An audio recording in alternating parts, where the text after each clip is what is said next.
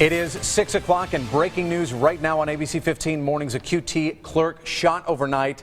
His suspected killer now in police custody after a valley-wide chase. You see it right there. We have team coverage from both crime scenes, but we want to start with Christopher Sign. He is at the live desk. And Chris, you have been all over this from the very start. Boy, this is something else, Dan and Danielle. You talk about that crime scene and the police chase. We're talking 24-mile-long police chase.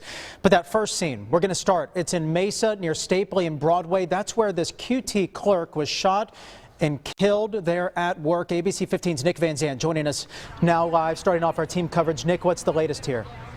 Well, right now what police are really trying to figure out is exactly what was the motive behind this shooting. They've been here on scene ever since 3 o'clock in this morning, and they've expanded it to include basically the entire Quick Trip property, but really all of this happening inside of this Quick Trip right around 3 o'clock this morning. Now, there was some kind of an altercation, according to witnesses, that happened inside of this Quick Trip. That's when the clerk was shot. That's when the suspect then left, fleeing in a vehicle. Now, witnesses were able to get a good enough description of that vehicle that they gave it to police. Police found it, pulled him over initially, but then he fled, leading them on that chase. What they do not know is exactly why this fight started. Could this have been a robbery? Was it something personal? That's what detectives are now investigating at this point. Multiple homicide investigators are out here. We're seeing a police presence of probably around 20 different police officers that are in this area, and you can see that they have blocked off this entire parking lot and then even gone into part of the sidewalk. Traffic is not being affected at this point, but they are in the process of just going over every inch of the Quick Trip at this point to try and figure out exactly what happened and why it happened. Back to you. And Nick, you've been getting updated throughout the morning on this from investigators there on the scene. Let us know if you get new information. We'll come right back to you.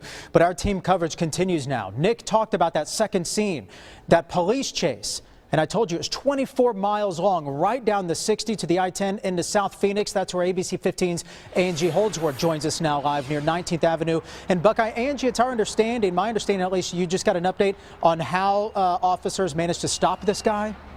Yes, we sure did. We just learned a few minutes ago that it was actually a DPS officer who rammed the suspect at this intersection, and then they were able to box him in over there by the fence there. You can still see that we do have some Mesa police here on the scene, but for the most part, this intersection clear. Let me show you the video, though, of what it looked like as police surrounded that vehicle. Really, just within minutes of ramming it, they were able to take the suspect into custody, and they really didn't waste any time pretty much clearing the scene and gathering all the information. Of course, the big questions are, who is the suspect? He led police on such a high-speed chase. We caught some of that chase from our ADOT cameras, and as you mentioned, it's a 24-mile chase. We know at very high speed, so a very dangerous situation for so many people on the freeways and on these side streets. Again, now we're trying to figure out more about this suspect and where he was taken, and we are digging a little deeper. We're trying to find out if he's been taken to the hospital. We are not hearing about any injuries to officers or necessarily any injuries to him, but we will be trying to figure out if he's being taken to Mesa or if he is going to be evaluated before they're able to question him. Back to you, Christopher. Boy, new information as it comes in. Angie, if you get another update, just let us know. We'll come right back out to you. Angie Holdsworth, Nick Van Zandt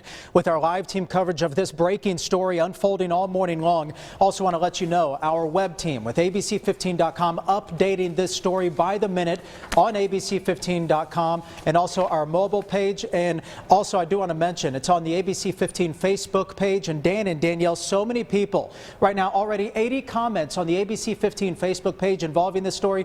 So many people sending their condolences to the family members of this clerk who was shot and killed. Certainly QT known for having such nice people who work there. So a lot of feedback coming in on the Facebook page as well this morning. It's an interesting thing, Chris. I did want to mention that I was watching some of those comments and folks feel as though it happened in their neighborhood, even though this did happen in Mesa. You've got a QT on your corner. You go in there, you talk to the employees, you know them. Yeah. So devastating news. We're going to switch gears here as we continue to